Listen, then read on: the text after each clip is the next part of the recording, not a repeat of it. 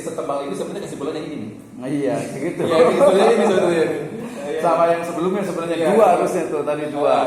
Jadi kan kesimpulannya ini nih. pertanyaannya kan dua, berarti kesimpulannya itu Iya. dua harusnya. Kenapa memilih KPPU Bulog, OJK, Desa MUI? Karena ini kan terkait dengan sistem apa namanya pengawasan di bidang ekonomi kan. Pengawasan. Karena pasti ada pertanyaan lagi nih, kenapa nggak KPK? KPK kan juga mengawas terkait ekonomi. Gitu. Iya. Ya. Boleh dijawab, Pak? Ya boleh.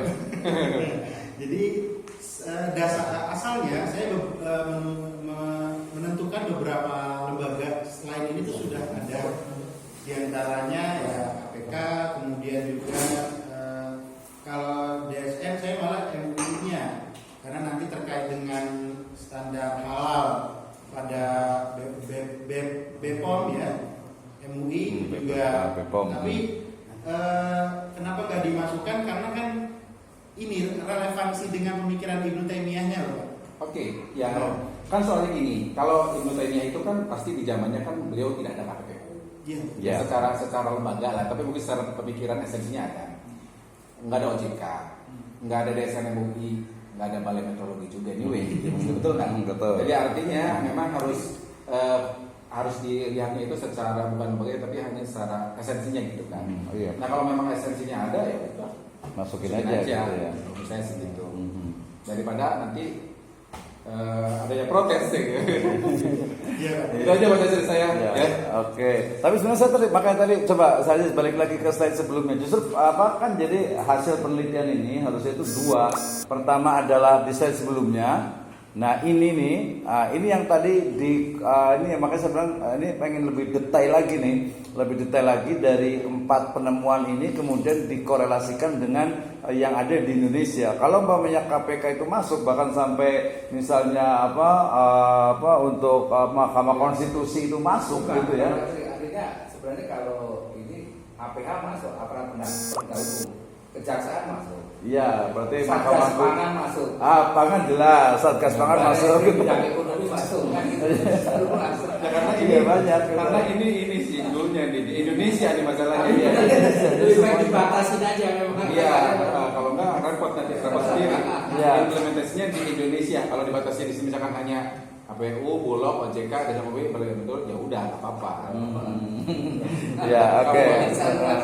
Tapi yang paling penting justru ini menantangnya. Mungkin kalau tesis itu mungkin bisa accepted gitu, tapi ada PR yang lebih besar nih. PR lebih besarnya itu adalah ke sebelahnya lagi. Ke sininya lagi, hasil yang berikutnya. Nah, ini justru nanti tugas Ustadz Aziz itu, karena ini kan sebenarnya karena kita ngejar tanggal 15 nih Februari. Jadi tugas Ustadz Aziz yang berikutnya itu adalah membuat berarti 1, 2, 3, 4, 5 jurnal tentang ini. Jadi Ibnu Taimiyah ke KPPU, Ibnu Taimiyah ke Bulog, Ibnu Taimiyah ke OJK, Ibnu Taimiyah DSN MUI sampai Ibnu Taimiyah Balai Meteorologi.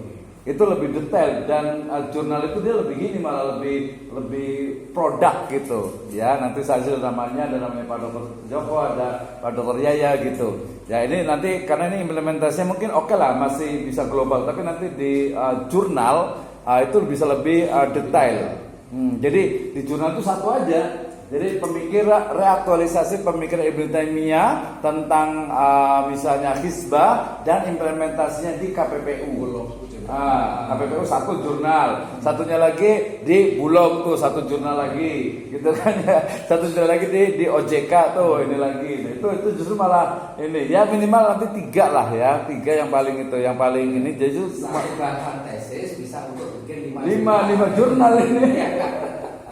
Kalah kan disertasi karena dia memang bisa ini satu-satu gitu. Karena betul ini memang saya juga memang masih belum mendalam gitu. Misalnya saya serbakan misalnya KPPU itu di bawah kementerian apa?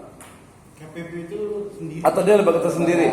Dari 4 ini ada nggak yang di bawah kementerian? Hanya Balai Meteorologi saja. Nah iya, Balai Meteorologi. Meteorologi itu di bawah kementerian apa? Itu perdagangan. Kementerian Perdagangan ya. Jadi ya perdagangan juga sebenarnya berarti ini bukan meteorologinya saja, tapi juga Kementerian Perdagangan kan, hampir semuanya kan. Ya termasuk Indonesia ngomongin tentang ekspor impor nggak ya?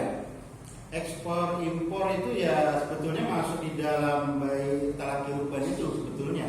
Sebetulnya ya. Sebetulnya, tapi secara ini tidak, secara Misalnya kalau kontekstualisasi sekarang itu misalnya black market misalnya, gitu kan ya, handphone misalnya itu kan banyak sekali yang BM kan. Nah itu oleh Ibnu Taimiyah pernah disinggung nggak seperti itu?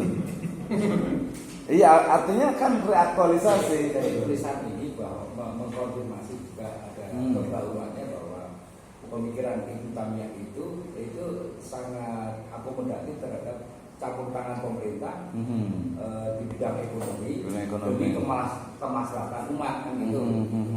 Jadi ada fungsi-fungsi pengawasan tadi. Iya betul. Nah termasuk di DSN MUI, coba terakhir mungkin pertanyaan, pemikiran Ibnu Taimiyah itu di fatwa-fatwa DSN MUI itu seperti apa sih, digunakan atau jadi perbandingan atau seperti apa? Ada berapa fatwa tuh yang membawakan pendapatnya Ibnu Taimiyah? Itu sebagai argumentasi tadi di awal kenapa milih pemikiran Ibnu Taimiyah.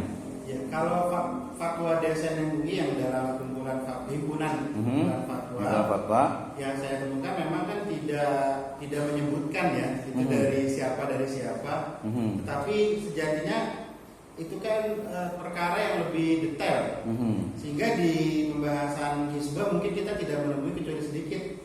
Justru kita akan menemui itu di dalam pembahasan yang lain seputar buyu, jual beli, seperti riba dan seterusnya. Itu.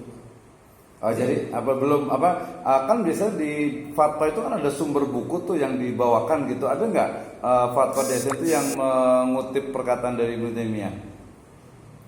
Saya belum lihat, Pak. Yang dilihat berarti hanya fungsinya saja berarti ya, fungsi DSN MUI-nya ya. Harusnya nanti berarti satu yang wajib itu berarti tadi reaktualisasi pemikiran Ibnu Taimiyah pada fatwa-fatwa DSN MUI. Gitu. Jadi seperti apa sih dia, apakah dari sisi tadi al-hizbahnya atau mungkin dari kitab yang lainnya atau mungkin dari misalnya madhabnya ya, hambalinya misalnya gitu kan, itu bisa juga masuk di situ gitu. Jadi saya yakin banyak sekali fatwanya yang digunakan oleh DSN MUI itu, pendapat-pendapatnya itu. Oke, baik, terima kasih.